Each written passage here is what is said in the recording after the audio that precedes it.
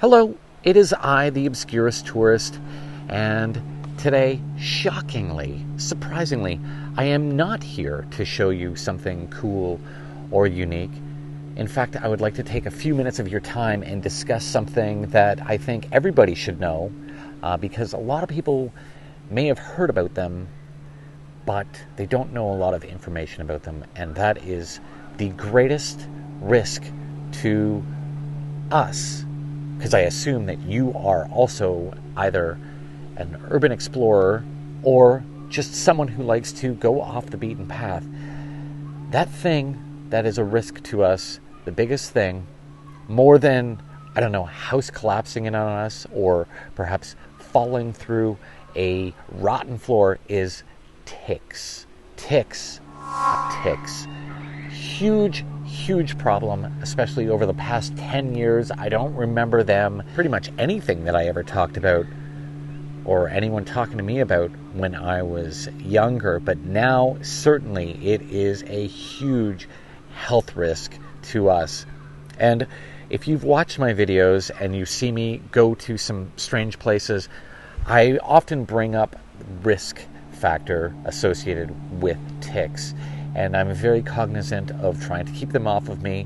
And I have found them on my clothing from time to time. And, you know, it's something that freaks me out. I do not want Lyme disease. You do not want Lyme disease. And if you know somebody with Lyme disease, you double down on not wanting Lyme disease. It's a terrible thing. Now, here is the thing. As cognizant and as vigilant as I am about keeping ticks off of me, a few weeks ago I had a run-in with some ticks. I let my guard down. I was in Oklahoma, I don't know, Norman, Oklahoma, I think it was, and I was deep in a forest looking for an 1800s abandoned circus. Is that like the most me thing ever? Probably, maybe, who knows? But it was there, deep in the forest, I came across some very tall grass, probably about 7 feet tall, taller than me, for sure. And there was a little narrow pathway through that grass, and the circus was on the other side. And I didn't even really think about it because I've been in this position many times before. And I was like, let's go for it. I'll just go for it. Walked through, didn't think anything of it. Spent a couple hours in this forest exploring the circus. Ticks are insanely patient. Like, look at this. They will hang out right here on the end of a leaf or a blade of grass, waiting for the moment that you as a person, or perhaps a deer, or even a cow, or who knows, a rabbit, walks by and brushes up, and they will latch onto your skin or your clothing or your fur, if you're one of those aforementioned animals, and they will embed themselves on you. And once you give yourself the initial sort of run over, looking visually to see if any ticks are on you, that is kind of like the first line of defense. But the problem is that most of the ticks, the real dangerous ones that are going to infect you, are not the ones you can see. They are the little tiny ones, the little microscopic ones. Woke up the next day, I was driving to get some coffee, and I was stroking my arm, and it was during my drive that I felt something strange. I'm like, listen, we all know our bodies. We know what is part of our bodies and what isn't. And immediately I was like, that feels strange. I looked down, and immediately I saw that it was a tick. Just starting to get embedded in my arm. And I panicked a little bit. I'm like, oh my God, this is my nightmare come true. Immediately abandoned the coffee run and went right back to my hotel and took the tick off with some tweezers, which is the proper way to do it. You do not want a tick's head to be left behind, because that is the part that it will still spread disease if it's attached to you. A lot of people do it. It is A doctor will tell you right away that is not the way to remove a tick, by just pulling it off. You've got to get in there with some tweezers and pull it off. I pulled the tick off. It was still alive. I put him in a little bit of a little water bottle. Just threw him in there. I wanted to keep him around to do a little more research on him. Could be a her, I don't know.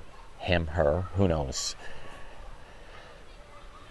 The next thing was I immediately swept the rest of my body, and I found another tick on me on my upper thigh. This is where they like to go. They like to go on, maybe your hairline or spots that you would never check, and that is around the upper thigh, lower buttock area. That's where they hide. That's where they embed themselves. That's where they will engorge themselves on your blood, and that is where they will spread disease. Found the second tick, removed it as well, put it also in a water bottle, and that is where it remained for a few days.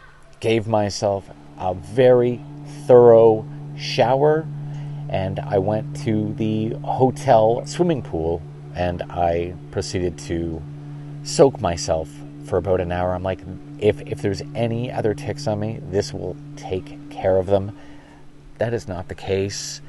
Ticks don't care. They don't care about chlorine.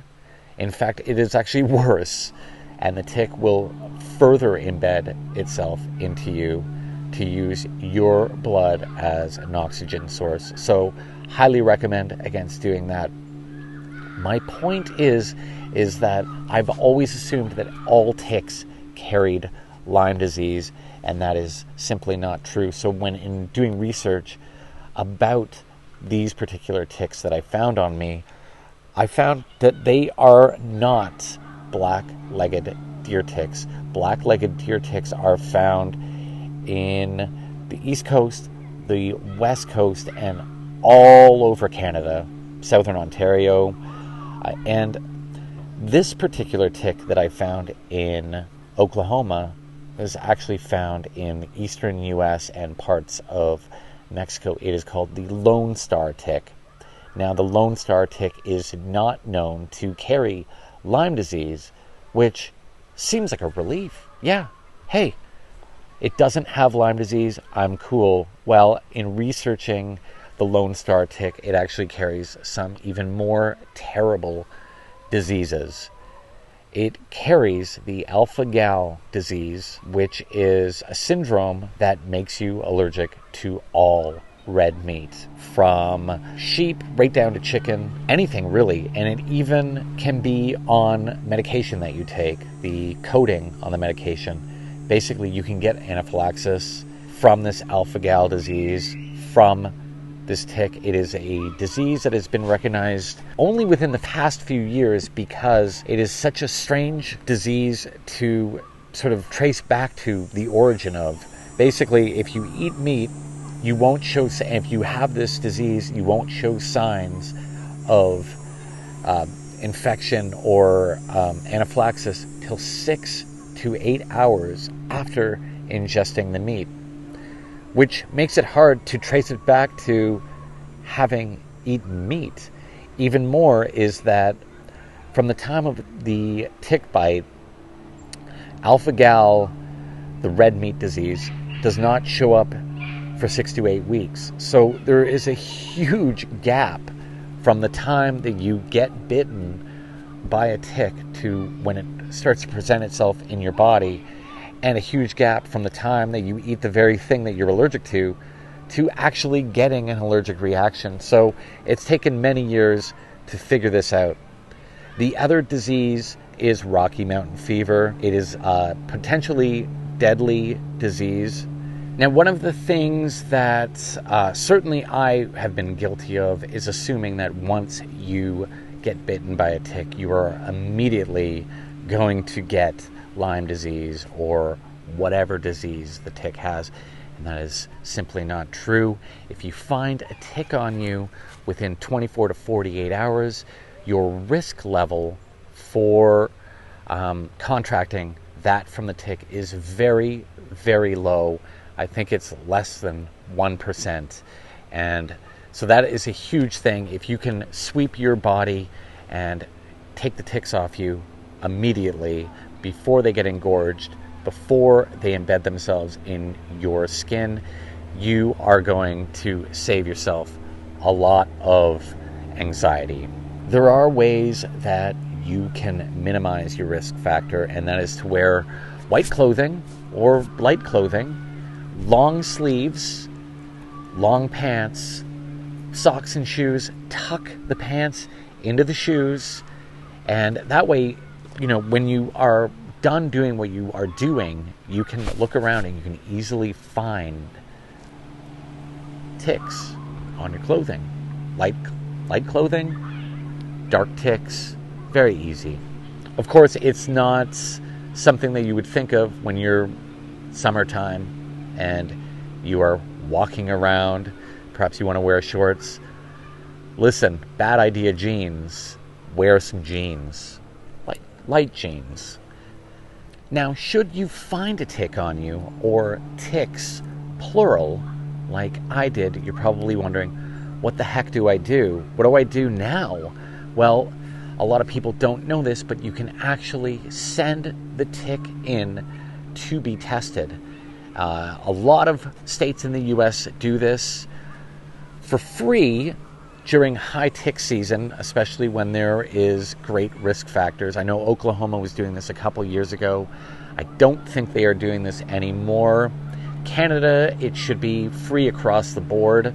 You just go to your doctor, you get a requisition form, a recommendation. He will give you a form that tells the testers where the tick was found, what kind of tick it is, what to test for. You just take that to a Life Labs where you would get blood tests, everything normal that you would usually get at a Life Labs, and they will send it in and they will test the tick and get back to you once those tests are complete and tell you whether or not you are at risk, because not every tick carries a disease, but the risk is there. So listen, I just wanted to let you know about this, because this is a huge thing.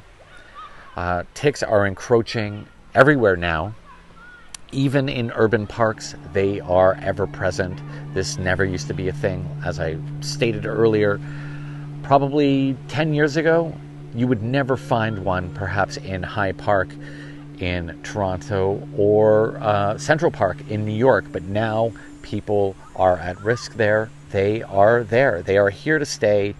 So be vigilant and listen, stay safe. As I always say, staying safe is staying beautiful. And now you know.